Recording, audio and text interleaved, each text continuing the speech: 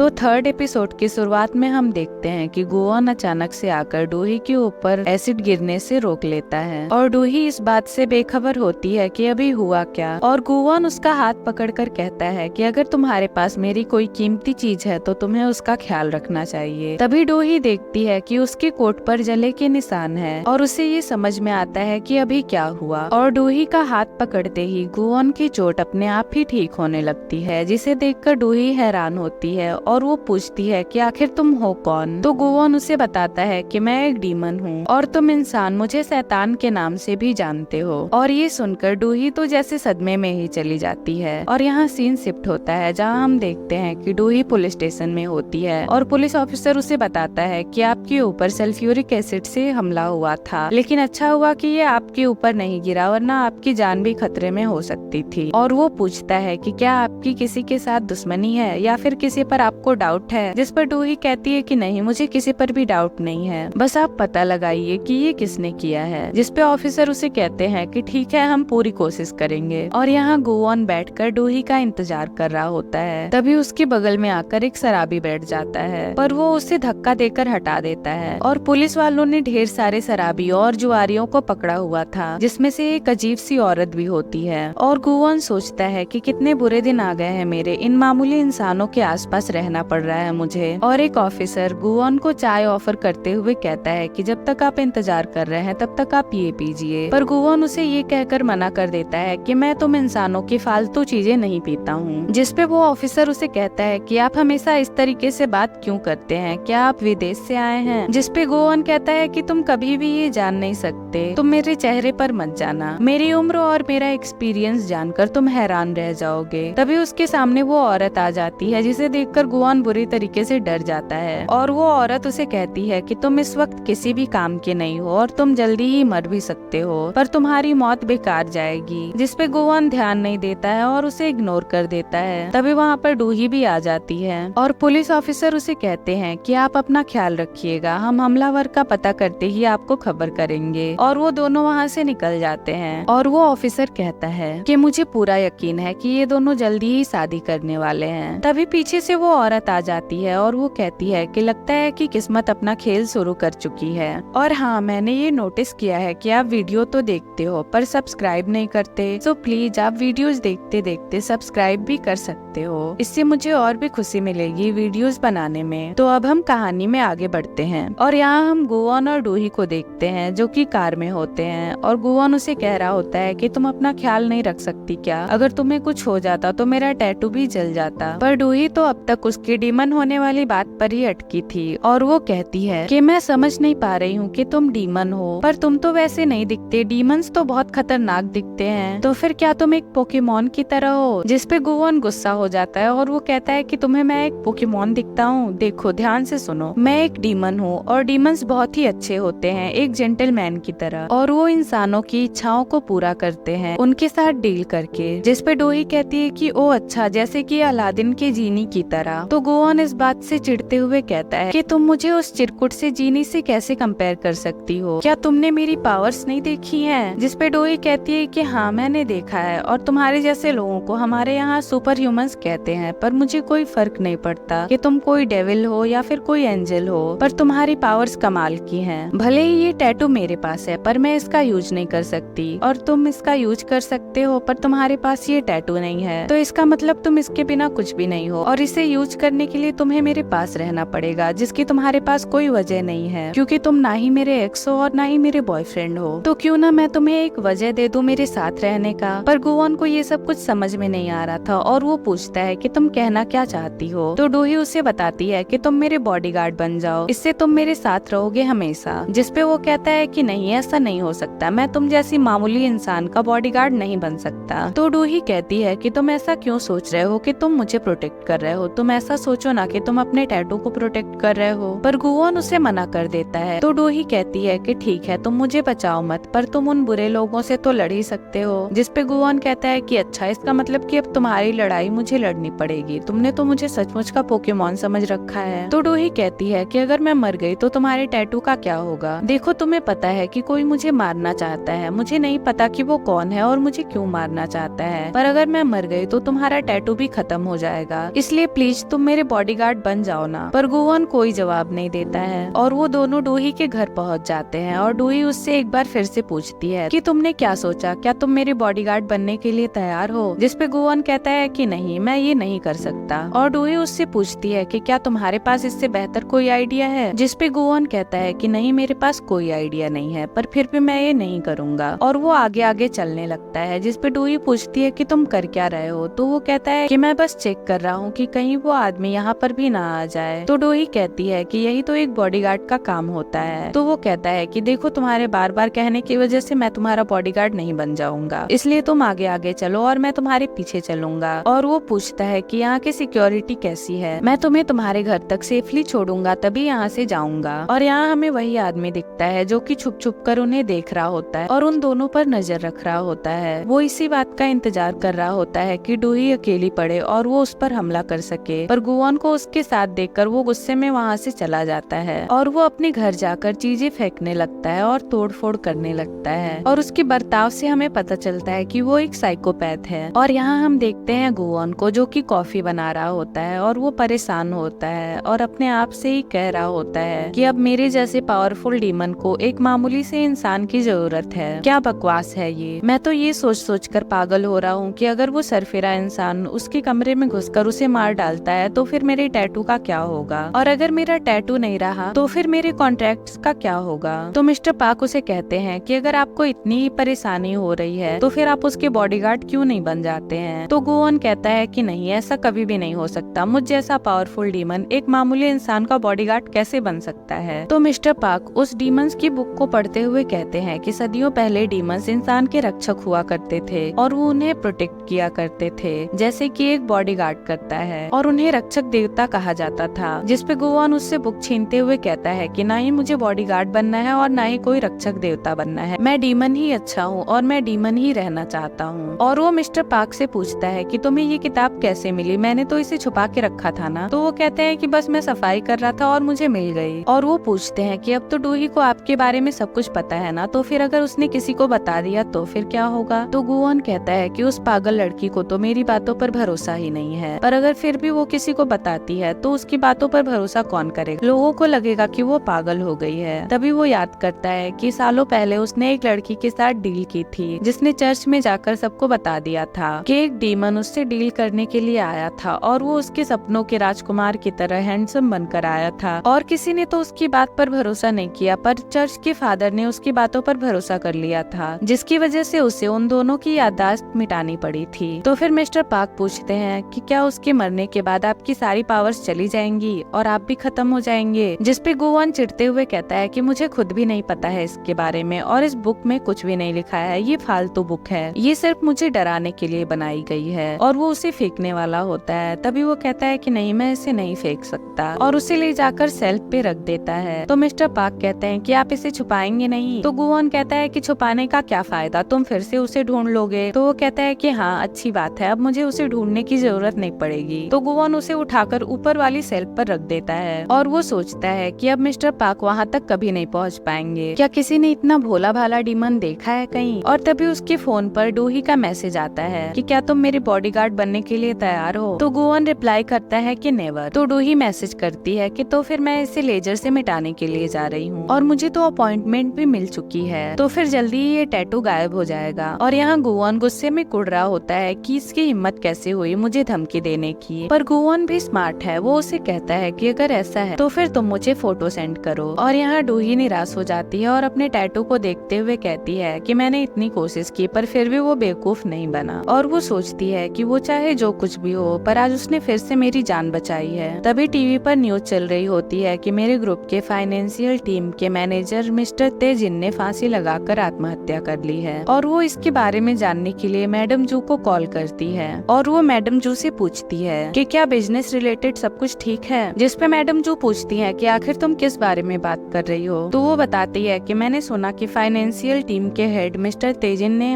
आत्महत्या कर ली है, पर उन्होंने इससे पहले मुझे कॉल किया था और वो मुझे किसी इन्फॉर्मेशन के बारे में बताने वाले थे, पर मैंने इस पे ध्यान नहीं दिया। मैंने सोचा कि वो मुझसे पैसे ऐंठना चाहता है और अब अचानक से उसके आत्महत्या की खबर आ रही है तो मुझे लगा कि कुछ गड़बड़ है। जिसपे मैडम जो कुछ सोचते हुए कहती हैं कि कंपनी में कोई भी गड़बड़ नहीं है, हैं, सब कुछ ठीक चल रहा है, बस तुम इन सब चीजों पर ध्यान मत दो, तुम सिर्फ अपने काम पर ध्यान दो। और वो फोन कट कर देती हैं। और इसके बाद वो अपने सेक्रेटरी को फोन करती और कहती हैं कि मैनेजर तेजिन से रिलेटेड जितनी भी इंफॉर्मेशन है वो मुझे चाहिए, और कंपनी के पिछले 10 साल के जितने भी फाइनेंशियल रिपोर्ट है वो सारे मुझे मेरे डेस्क पे चाहिए। और वो सारी फाइल्स को खुद चेक करती हैं, जिसमें उन्हें बहुत सारी प्रॉब्लम्स मिलती हैं, और वो सोचती हैं कि मैंने कभी इन चीजों पर ध्यान क्यों नहीं दिया। और यहाँ हम देखते हैं गोवन को, जो कि बहुत ही खुश होता है, और उसे खुश देखकर मिस्टर पार्क उससे पूछते हैं कि आज आप बहुत ज्यादा खुश लग रहे हैं, आखिर बात क्या है। जिसपे गोवन कहता है कि हाँ, अब मैं पॉजिटिव रहने की कोशिश कर रहा हूँ, क्योंकि मुझे पता है कि कुछ भी गड़बड़ नहीं हुई है, मेरा टैटू बस किसी और के हाथ पर है और वो बिल्कुल सेफ है, तो मैं भी सेफ हूँ। और अब मुझे पता चल गया है कि मेरा टैटू मुझे कैसे मिलेगा, सिर्फ पानी में कूदने से बात नहीं बनेगी, उसके लिए बिल्कुल वही हालात चाहिए जिस हालात में मैंने उसे खोया था। जिस पे मिस्टर पार्क पूछते हैं कि आखिर कैसे हालात, तो वो बताता है कि जिस वक्त, जिस मौसम और जिस टेम्परेचर में मेरा टैटू खोया था, बस वैसे ही हालात होने चाहिए और मेरा टैटू मुझे मिल जाएगा। और वो मिस्टर पार्क को कहता है कि तुम पता लगाओ कि उस दिन कैसा मौसम था, कौन सा वक्त था और टेम्परेचर क्या था। और मिस्टर पार्क कहते हैं कि ठीक है, मैं ये सारी चीजें पता कर लूंगा। तभी उन्हें कुछ जलने की बदबू आने लगती है और वो पूछते हैं कि आखिर जल क्या रहा है। तो गोवन कहता है कि हाँ, मुझे तो बारबेक्यू की खुशबू आ रही है। तभी वो देखता है कि उसकी उंगली जल रही है और दोनों उसको फूंक मारकर बुझाने लगते हैं। मिस्टर पार्क कहते हैं कि लगता है कि आपके भस्म होने की प्रक्रिया शुरू हो गई है। और गोवन तो बहुत ही ज्यादा डर जाता है। तभी वहाँ पर गायंग आ जाती है और जब वो देखती है कि गोवन की उंगली जल रही है तो वो तुरंत उसके ऊपर पानी फेंक देती है, जिससे आग तो बुझ जाती है। और गायंग पूछती है कि क्या तुम इतनी जल्दी जलकर भस्म हो जाओगे। और गोवन बहुत ही डर गया था, इसलिए वो तुरंत डूही को फोन करता है। और डूही फोन उठाते ही सबसे पहले यही पूछती है कि क्या तुम तैयार हो बॉडीगार्ड बनने के लिए। जिसपे गोवन कहता है कि हाँ, मैं बिल्कुल तैयार हूँ, इसलिए मैं तुमसे मिलना चाहता हूँ। और वो फोन कट कर देता है। इधर डूही तो हैरान थी कि इतनी जल्दी वो कैसे मान गया। और यहाँ गोवन को ये समझ में आ गया था कि अगर वो और डील नहीं करेगा और कॉन्ट्रैक्ट साइन नहीं करेगा तो वो जल्दी ही भस्म हो जाएगा। इसलिए वो ढेर सारे आइस इकट्ठा करता है और डूही से मिलने के लिए निकल जाता है। और गायंग और मिस्टर पार्क पूछते हैं कि आखिर तुम कर क्या रहे हो। तो वो बताता है कि अगर मैंने किसी की आत्मा का सौदा नहीं किया तो मैं जल्दी ही जलकर भस्म हो जाऊंगा। और यहाँ गोवन डूही के घर के बाहर बर्फ की टोकरी लेकर उसका इंतजार कर रहा होता है। तभी वहाँ पर डूही भी आ जाती है और गोवन उसके पास जाता है और कहता है कि मैं तुम्हारा बॉडीगार्ड बनने के लिए तैयार हूँ। जिसपे डूही कहती है कि तुमने बिल्कुल सही फैसला लिया है। पर वो हैरान होती है और वो पूछती है कि कल तक तो तुम बहुत ज्यादा जिद कर रहे थे, तो फिर अचानक से ऐसा क्या हो गया कि तुम मेरे बॉडीगार्ड बनने के लिए तैयार हो गए। तो गोवन कहता है कि मैंने इस पर बहुत सोचा और फिर मैं नतीजे पर पहुंचा कि तुम इंसान भी तो जानवरों और कीड़ों मकोड़ों को प्रोटेक्ट करते हो, तो फिर मैं एक इंसान को तो प्रोटेक्ट कर ही सकता हूँ। जिसपे डूही कहती है कि तुमने मुझे कीड़े मकोड़ों से कंपेयर किया। तो गोवन कहता है कि हाँ, पर तुम्हारी अहमियत उनसे ज्यादा है। और तभी गोवन की उंगली जलने लगती है तो वो अपने हाथ को पीछे करके बर्फ के डिब्बे में डुबा देता है, जिससे उसकी आग तो बुझ जाती है। पर डूही उसे देखने के लिए पीछे मुड़ती है। जिसपे गोवन उस डिब्बे को पीछे फेंककर डूही को कंधों से पकड़ के कहता है कि देखो डूही, अब हम दोनों की किस्मत जुड़ चुकी है और हम दोनों एक ही नाव पर सवार हैं, तो हमें एक साथ मिलकर काम करने पड़ेंगे। जिसपे डूही कहती है कि ठीक है, मैं तैयार हूँ, तुम आज से ही ज्वाइन कर सकते हो। जिसपे गोवन कहता है कि हाँ, पर इससे पहले हमें कहीं जाना होगा जो ज्यादा इम्पोर्टेंट है। और वो डूही का हाथ पकड़ लेता है और उसके हाथ पकड़ते ही टैटू साइन करने लगता है और वो दोनों टेलीपोर्ट हो जाते हैं और पलक झपकते ही दोनों क्लॉक टावर के ऊपर होते हैं। डूही तो खुद को इतनी ऊंचाई पर देखकर बुरी तरह से डर जाती है और वो पूछती है कि ये तुम मुझे कहाँ ले आए, क्या तुम मुझे फिर से मारना चाहते हो, मुझे ऊंचाई से डर लगता है। जिसपे गोवन कहता है कि ये सबसे बेस्ट जगह है जहाँ से सारा शहर दिखता है और मैं अपना शिकार आसानी से ढूंढ सकता हूँ। डूही कहती है कि मुझे कुछ समझ में नहीं आ रहा है। तभी गोवन की उंगली फिर से जलने लगती है और वो कहता है कि मुझे जल्दी से जल्दी अपने कॉन्ट्रैक्ट के लिए एक जरूरतमंद इंसान ढूंढना पड़ेगा।